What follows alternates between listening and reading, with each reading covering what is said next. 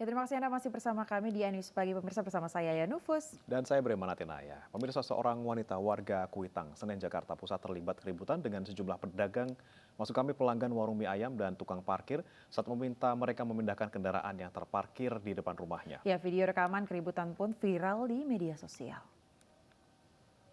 Biar ada buktinya ya.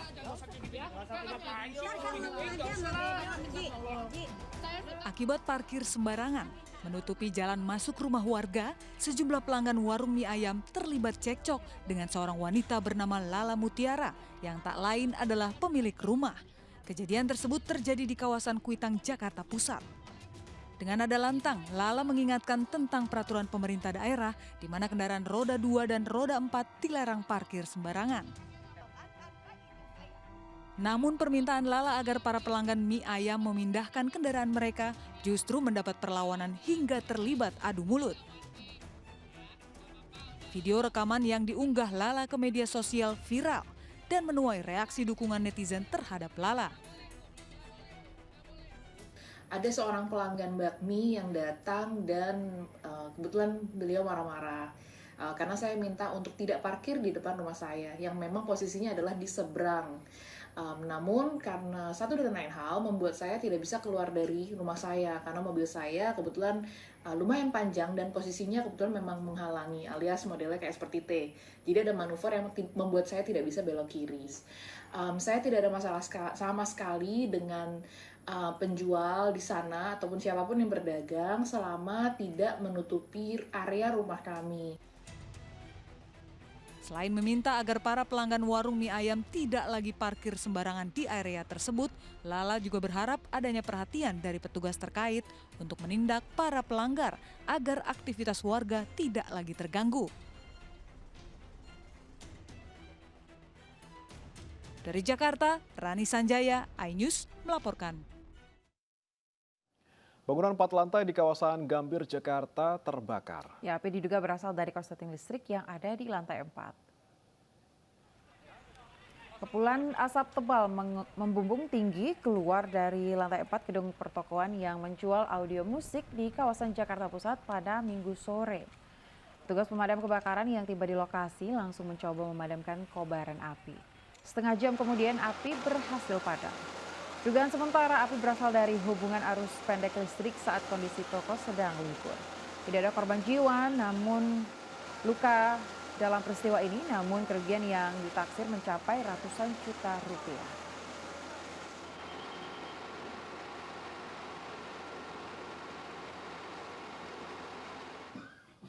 Pemirsa, tidak hanya disaksikan masyarakat umum, konser Dewa 19 juga turut dihadiri sejumlah pejabat politik dan tokoh nasional. Konser bertajuk Pesta Rakyat 30 tahun ini dinilai mampu menyatukan berbagai generasi.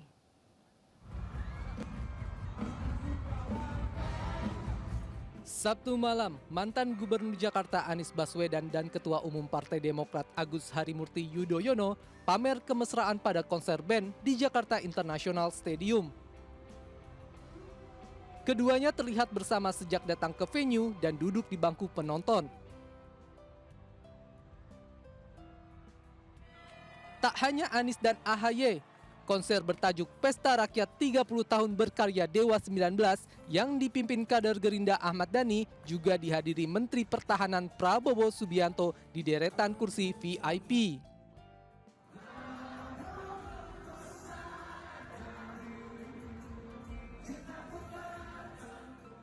Tak mau ketinggalan, Gubernur Jawa Barat Ridwan Kamil bersama Wali Kota Bogor Bima Arya pun nampak hadir dan sangat menikmati alunan lagu bersama puluhan ribu penonton lainnya hingga membagikan kemeriahan konser melalui media sosial.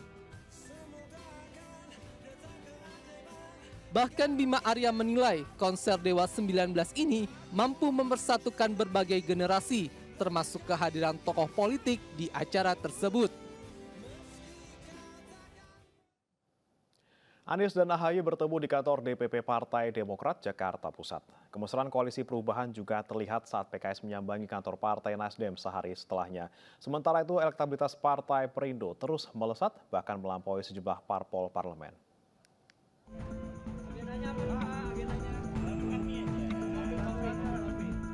Saling kunjung di antara 3 partai yang tergabung dalam koalisi perubahan kian intensif dilakukan. Jumat siang, Partai Keadilan Sejahtera PKS menyambangi kantor DPP Partai Nasdem di Jakarta Pusat. PKS, Nasdem, dan Demokrat dikabarkan sudah satu suara mendukung Anies Baswedan sebagai calon presiden 2024. Namun ketiganya belum mendeklarasikan koalisi yang disebut-sebut bakal dinamai Koalisi Perubahan. Sehari sebelumnya PKS dan Nasdem turut mendampingi Anies Baswedan menemui Ketua Umum Partai Demokrat Agus Harimurti Yudhoyono. AHY menyebut pertemuan itu merupakan rapat tim kecil yang tengah menyusun koalisi perubahan. Tim kecil ini yang bekerja intensif dan terus membahas langkah-langkah untuk ke depan. Jadi sore hari ini kita membahas soal itu dan alhamdulillah makin solid, makin teknis persiapan untuk perjalanan ke depan. Sebelumnya isu keretakan koalisi perubahan muncul seiring dengan kehadiran Partai Nasdem di sekretariat bersama koalisi Gerindra PKB di Menteng, Jakarta Pusat 26 Januari lalu. Keseriusan Partai Nasdem berkoalisi bersama PKS dan Demokrat kembali dipertanyakan usai berkunjung ke kantor DPP Partai Golkar Rabu lalu. Dalam pertemuan itu, Ketua Umum Partai Nasdem Surya Paloh dan Ketua Umum Partai Golkar Erlangga Hartarto berdiskusi secara tertutup selama kurang lebih 2 jam. Di tengah berbagai upaya gerilya partai politik menuju pemilu 2024, elektabilitas Partai Perindo kembali menunjukkan peningkatan signifikan. Survei LSI menunjukkan elektabilitas Partai Perindo kini tembus 4,8%. Ketua DPP Partai Perindo Bidang Ekonomi Kreatif dan Digital Michael Victor Sianipar menyatakan angka 4,8% di survei LSI merupakan angka yang fantastis. Angka ini bahkan melampaui parpol parlemen, yaitu PAN, PKB, dan P3.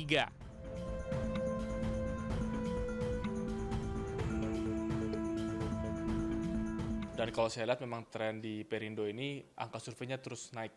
Dari 2 tahun lalu, setahun lalu, beberapa bulan terakhir, dan 4,8% itu angka yang sangat signifikan. Untuk partai yang relatif baru seperti Perindo, bahkan sudah menyamai bahkan di atas juga dari partai-partai yang ada di parlemen. Kalau dilihat di survei LSI terakhir itu, Perindo sudah di atas partai seperti PKB, P3, dan PAN. Tentu semua masih ada margin of error ya. Tapi kita melihat potensi Perindo untuk berhasil di 2024 ini sangat besar. Menembus 4% dari parliamentary threshold dan bahkan bisa menjadi partai di papan tengah di parlemen nanti. Ya, kalau saya lihat Perindo ini partai yang konsisten, artinya selama ini saya melihat pergerakan Perindo itu dilakukan di seluruh Indonesia. Tidak hanya fokus di 1-2 daerah saja, tapi di seluruh Indonesia mengangkat isu-isu nasional. Dan keberhasilan Perindo juga yang lain yang sangat signifikan adalah berhasil menarik tokoh-tokoh daerah dan tokoh-tokoh nasional. Keberhasilan Perindo melampaui partai lainnya juga disambut baik oleh Ketua Harian Nasional Partai Perindo, Tuan Guru Bajang, yang menyebut bahwa program kerakyatan Partai Perindo semakin direspon masyarakat. Tim Liputan iNews melaporkan.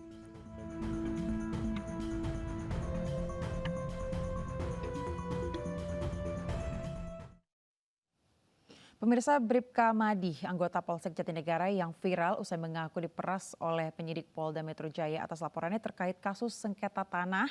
Namun dalam perkembangannya, Madi justru dilaporkan atas dugaan melanggar kode etik Polri dan kekerasan dalam rumah tangga.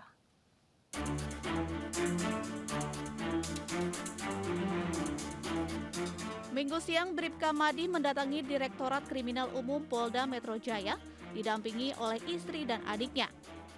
Ia datang untuk memenuhi panggilan Polda Metro Jaya guna mencari kejelasan atas dugaan pemerasan oleh oknum kepolisian. Madi dikonfrontasikan dengan penyidik yang diduga memerasnya. Dalam kesempatan itu, Madi menjelaskan bahwa ia hanya berkeinginan apa yang menjadi haknya nanti akan dikembalikan kepada orang tuanya. Ia pun memastikan bahwa tuntutan soal tanah yang ia permasalahkan bukanlah tanah yang sudah ia jual dan lalu digugat.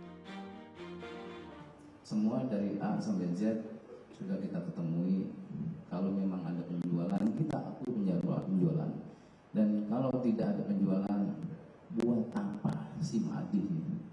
Buat apa? Ane memang mohon maaf. Ya, kita memang keadaannya begini. Kalau sisi pendampingan kita nggak ada.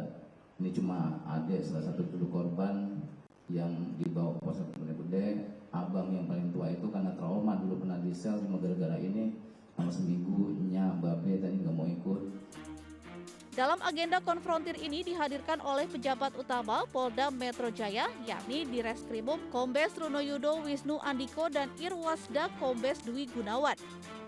Sementara dari pihak luar turut hadir antara lain Wali Kota Bekasi, Camat, Lurah, Ketua RW, dan Ketua RT wilayah Jatiwarna. Polda Metro Jaya angkat suara soal viralnya kasus Bribka Madi yang menyebut diperas oleh penyidik saat melapor dugaan kasus penyerobotan lahan. Direskrimum Polda Metro Jaya Kombes Hengki Haryadi menyebutkan Bribka Madi tidak konsisten soal pernyataannya menyangkut kasus sengketa tanah di Bekasi yang dilaporkannya pada tahun 2011 silam. Kalau dari data kami temukan 10 AJB yang dijual oleh langsung orang tuanya Pak Madi atas nama almarhum Tonge, dicap jempol terhadap berbagai pihak. Sudah dijual sampai kurun waktu 79 sampai dengan 92. Nanti dijelaskan oleh perangkat lurah dan sebagainya. Ya. Bribka Madi tiba-tiba mendadak ramai dibicarakan. Polisi yang sehari-hari bekerja di wilayah hukum Polres Jakarta Timur ini mengaku menjadi korban pemerasan. Ironisnya, Bribka Madi diperas oleh rekan seprofesinya ketika dirinya mau melapor terkait permasalahan penyerobotan tanah orang tuanya di Polda Metro Jaya. Begitu kecewanya, bahkan dirinya hendak mengundurkan diri dengan mengajukan pensiun dini. Pasalnya saat dirinya melaporkan adanya dugaan penyerobotan lahan milik orang tuanya kurang lebih seluas 6.000 meter, dirinya justru dimintai uang pelicin oleh oknum penyidik di Polda Metro Jaya sebesar 100 juta rupiah. Hei, mana pimpinan lu? Mana? Mentang-mentang gua apa? Pangkat rendah gua bekai. Hah? Tak hanya dimintai uang, oknum polisi yang memeras Madi juga meminta tanah 1.000 meter persegi sebagai bentuk hadiah. Sebelumnya, Bribka Madi mengamuk di depan perumahan di kawasan Jatiwarna, Pondok Melati, Kota Bekasi, Jawa Barat. Dirinya mendesak agar pihak pengembang perumahan dan beberapa oknum maklar tanah untuk mengembalikan haknya. Namun di balik kasus ini, Madi disebut kepolisian telah 2 kali dilaporkan ke Propam terkait kasus kekerasan dalam rumah tangga pada tahun 2014 dan tahun 2022. Tim Liputan iNews melaporkan. Kemudian kaget, tapi kemudian Yosua mengancam Yang Mulia. Kemudian istri saya menyampaikan dia kemudian melakukan perkosaan terhadap istri saya. Saya tahu kapan kamu bohong, kapan enggak. Cerita kamu nggak masuk di akal. Kalian karena buta dan tertuli, makanya saudara tidak mendengar dan tidak melihat.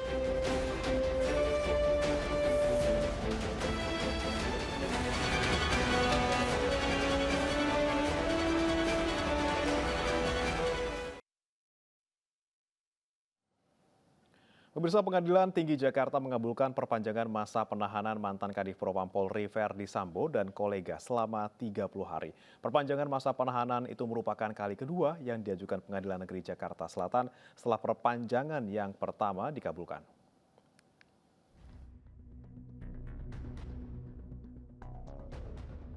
Pengadilan Negeri Jakarta Selatan kembali mengajukan perpanjangan masa penahanan terdakwa kasus pembunuhan Brigadir Nofriansah Yosua Huta Barat Verdi Sambo CS selama 30 hari. Pengadilan Tinggi Jakarta pun sudah mengabulkan perpanjangan masa penahanan kedua ini. Penetapan perpanjangan 30 hari yang kedua dihitung sejak tanggal 7 Februari 2023 sampai 8 Maret 2023. Diketahui masa penahanan Verdi Sambo dan kolega bakal habis pada 6 Februari. Sementara persidangan terkait pembunuhan Brigadir Yosua belum usai. Kendati demikian, masa perpanjangan tahanan kedua ini tidak akan dihabiskan. Alasannya, karena majelis hakim sudah akan memutus perkara Verdi Sambo dan lainnya sesuai dengan agenda yang ditetapkan majelis hakim. Sidang pembunuhan terhadap Brigadir Yosua Huta Barat memasuki babak akhir. Vonis Verdi Sambo, istri dan mantan anak buahnya itu segera dibacakan Hakim Pengadilan Negeri Jakarta Selatan. Tim Liputan iNews melaporkan. Sementara itu, terdakwa obstruction of justice pemirsa Arif Rahman Arifin berurai air mata saat membacakan nota pembelaan. Arif Rahman bahkan menyinggung relasi kuasa di institusi Bayangkara yang membuat para bawahan sulit menolak perintah atasan.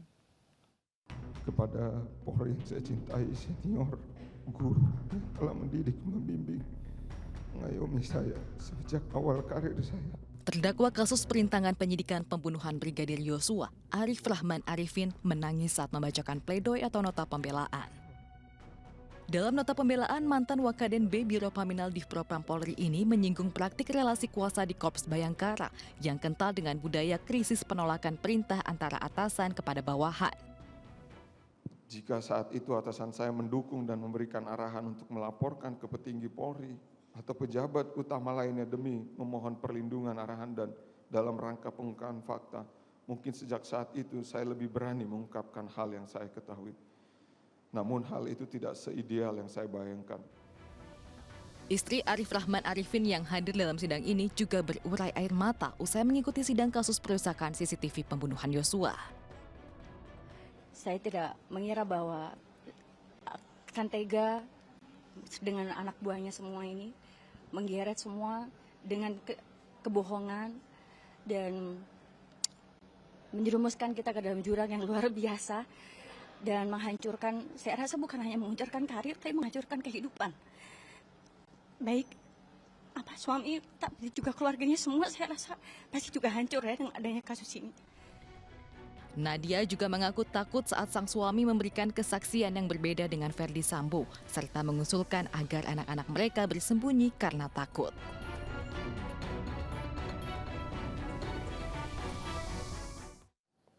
Sementara itu dalam pledoinya, terdakwa perintangan penyidikan Baikuni Wibowo mengaku dituduh merusak barang bukti tanpa alasan yang jelas. Ia juga menyebut penugasannya di divisi Propam sesuai dengan prosedur dan bukan karena kedekatan dengan Ferdy Sambo.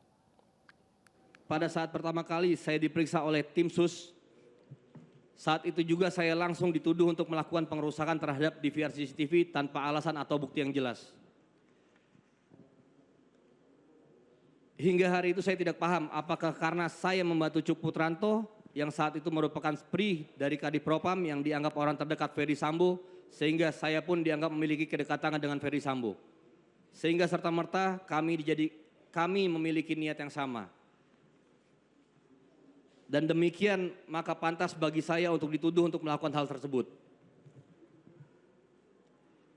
Semua tuduhan yang dibebankan kepada saya hanya berdasarkan asumsi. Tidak ada satu dasar yang logis. Jika mau melihat fakta, maka hubungan saya dengan Ferdy Sambo, yaitu hubungan kedinasan antara atasan dan bawahan, tidak memiliki kedekatan secara pribadi. Istri saya kemudian kaget. Tapi kemudian Yosua mengancam yang mulia. Kemudian istri saya menyampaikan, dia kemudian melakukan perkosaan terhadap istri saya. Saya tahu kapan kamu bohong, kapan enggak. Cerita kamu nggak masuk di akal. Kalian karena buta dan tertuli, makanya saudara tidak mendengar dan tidak melihat.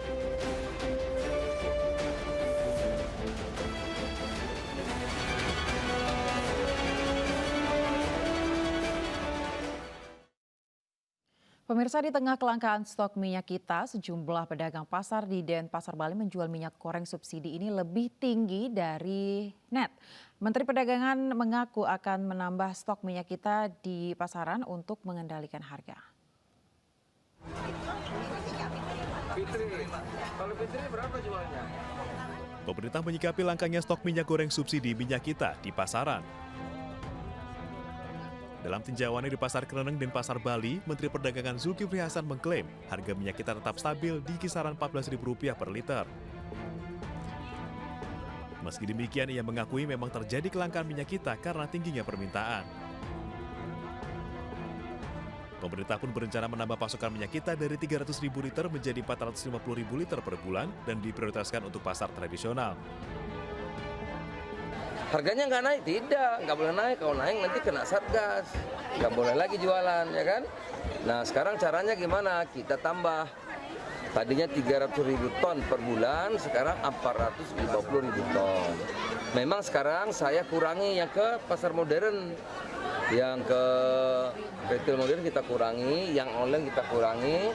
Sekarang suplainya ke pasar-pasar seperti ini. Namun kenyataannya masih ada pedagang yang menjual minyak kita dengan harga bervariasi, mulai dari Rp14.000 hingga Rp17.000. Minyak goreng Mika 17.000 per kilo, Pak. Yang minyak kita? Minyak kita ini berapa nih? 17.000, Pak. 17.000. Itu jam kapan? 14.000. Sejak kapan? Udah dari 2 mingguan, Pak. Ya, enggak, Pak. Saya belinya soalnya mahal, Pak. Para pedagang mengaku meski sudah mulai mendapat pasokan minyak kita dari distributor, jumlahnya masih sangat dibatasi.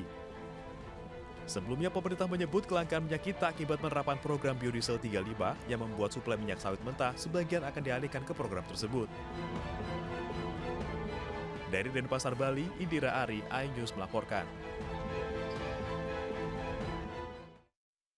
Informasi lain pemirsa, Gunung Semeru di Lumajang, Jawa Timur meluncurkan awan panas sejauh 6 km pada Minggu siang. Sejumlah desa di utara Gunung Semeru berisiko dilanda hujan abu.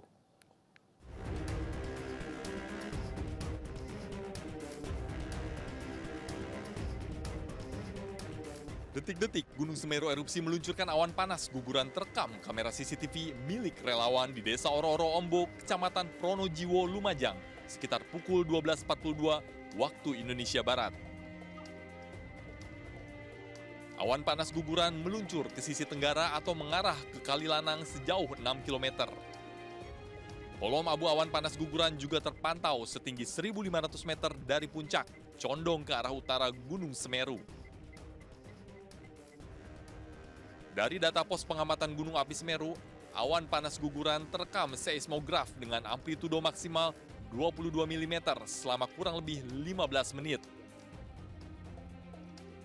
Meski belum ada laporan dampak awan panas guguran, namun sejumlah desa yang berada di sisi utara Gunung Semeru berpotensi terlanda hujan abu, di antaranya Desa Sumber Mujur, Desa Pasru Jambe, dan Desa Senduro.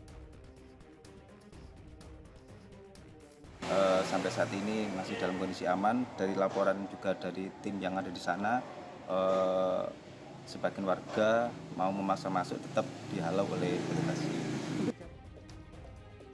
Hingga saat ini, status Gunung Semeru masih bertahan di level 3 atau siaga. Berdasarkan rekomendasi Pusat Vulkanologi dan Mitigasi Bencana Geologi, masyarakat dilarang untuk melakukan aktivitas apapun di sepanjang Besuk Kobokan sejauh 13 km. Di luar jarak tersebut, masyarakat juga tidak beraktivitas di sisi 500 meter dari sepadan sungai, karena berpotensi terjadi perluasan awan panas guguran dan banjir lahar sejauh 17 km. Dari Lumajang, Jawa Timur, Yayan Nugroho, iNews melaporkan. Pemirsa, tebing gunung longsor menutup jalan penghubung 3 kecamatan di Toraja Utara, Sulawesi Selatan. Sementara 2 desa di Pekalongan terisolasi akibat longsor.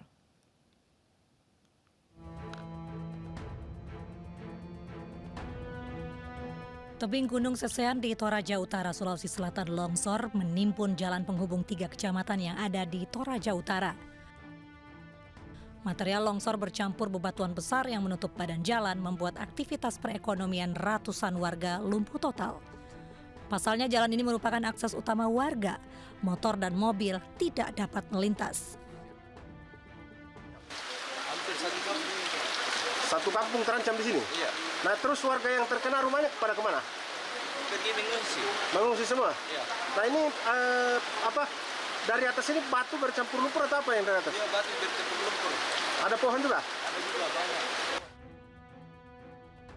Longsor juga terjadi di beberapa titik di Pekalongan, Jawa Tengah. Terparah di jalan penghubung antara Desa Timbang Sari menuju Wonosodo. Tebing yang longsor menutup jalan sepanjang 100 meter membuat 2 desa terisolir. TNI dari Koramil Lebak Barang bersama personil Polres Pekalongan dan warga bergotong royong membuka akses yang tertutup longsor. Alat berat juga dikerahkan mempercepat evakuasi. Longsor terjadi akibat curah hujan tinggi dan cukup lama serta struktur tanah yang gembur. Ratusan warga di 2 desa yang terisolir membutuhkan bantuan logistik. Aparat saat ini sudah berusaha menembus lokasi agar bisa membantu kebutuhan pokok warga. Tim Liputan iNews melaporkan. Hujan deras dan angin kencang yang melanda ibu kota mengakibatkan satu pohon berukuran besar tumbang di Jalan Danau Sunter Barat, Jakarta Utara. Satu mobil ringsek dan sebuah tiang listrik nyaris roboh.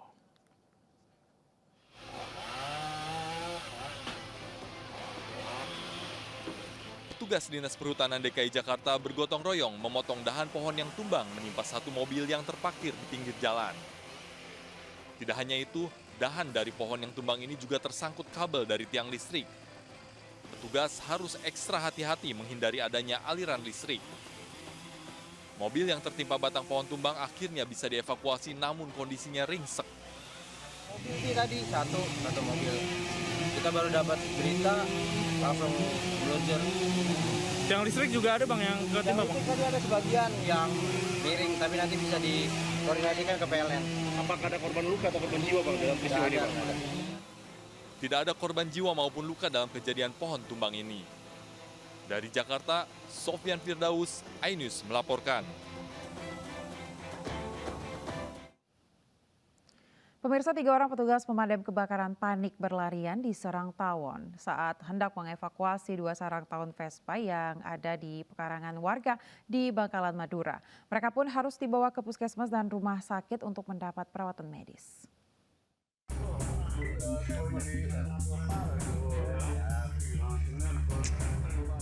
Beginilah detik-detik saat sejumlah anggota pemadam kebakaran Bangkalan hendak melakukan evakuasi 2 sarang tawon Vespa di sebuah pohon di pekarangan warga di Kampung Demangan, Kecamatan Kamal, Bangkalan. Namun saat akan dievakuasi, tawon tersebut menyerang para petugas.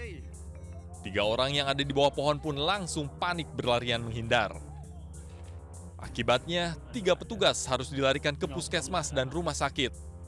Bahkan akibat sengatan tawon, salah seorang petugas nyaris pingsan di lokasi. Ternyata ada sarang tawon yang ada di atas pohon. Nah, teman-teman lakukan evakuasi, ternyata APD yang dikenakan ini ada kendala, jadi ada terbuka resletingnya itu. Kemudian binatang tersebut, tawon tersebut nyerang. Usai mendapatkan perawatan medis termasuk menetralkan racun sengatan tawon, ketiganya langsung diperbolehkan pulang. Dari Bangkalan, Madura, Taufik Syahrawi melaporkan.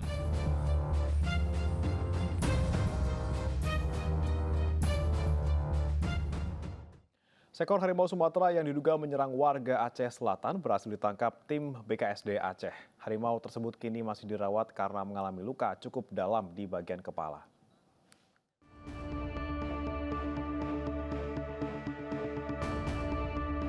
Seekor harimau Sumatera berhasil masuk perangkap yang dipasang Balai Konservasi Sumber Daya Alam atau BKSDA Aceh di Pegunungan Sampali, Kecamatan Kluwet. Harimau ini kemudian dievakuasi dari dalam hutan dan dibawa ke kantor Taman Nasional Gunung Leuser, Tapak Tuan. Harimau ini langsung diperiksa kesehatannya dan diobati karena mengalami luka yang cukup dalam di beberapa bagian kepalanya. Tadi yang kita lakukan pertama adalah kita terutama fokus ke debridement lukanya, memang luka yang sudah beberapa hari ya seharusnya langsung ditangani saat kejadian, tapi karena memang satwa ini butuh proses dan waktu untuk kita bisa menangkapnya, jadi kita memasang kandang jebak dalam upaya apa agar satwa ini bisa kita tangani secara medis. Harimau betina berumur 3-4 tahun ini diduga menyerang 3 warga Aceh Selatan beberapa hari lalu. Para korban yang merupakan petani diserang pada Rabu dini hari saat berada di perkebunan Gunung Sampali. 2 orang dalam kondisi kritis dan 1 orang berhasil lolos dari serangan. Dari Aceh Selatan Aceh, Iqdar Ivan, iNews melaporkan.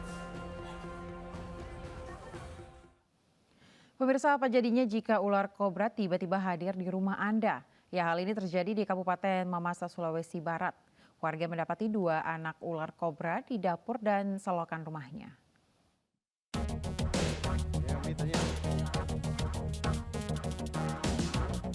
Ekor anak ular king cobra berhasil ditangkap ketika berkeliaran di sekitar rumah warga di Desa Bala, Kecamatan Bala, Mamasa, Sulawesi Barat. 1 ular tertangkap ketika terlihat berada di rak piring dalam dapur rumah. Sementara 1 ular lainnya ditangkap ketika ditemukan berkeliaran di dalam selokan di depan rumah. Di sekitar dalam rumah, dan di luar rumah. Kalau besarnya ini sekitar berapa senti dan? Berarti kan mungkin sekitar 40 sentian. 40 senti. Jelas mirip-mirip king cobra. Iya, Anak king jelas cobra. anak king cobra. Kalau induknya atau yang dewasa belum didapat. Belum ada, selama ini belum ada kelihatan. Rencananya kedua anak ular berbisa ini akan diserahkan ke pihak terkait untuk mendapat penanganan lebih lanjut. Dari Mamasa, Sulawesi Barat, Freddy Anyus melaporkan. Polda Jatim menyiapkan sekitar 4.900 personil untuk mengamankan 1 abad hari lahir Nahdlatul Ulama. Ya, ini sebagai akan segera kembali sesaat lagi.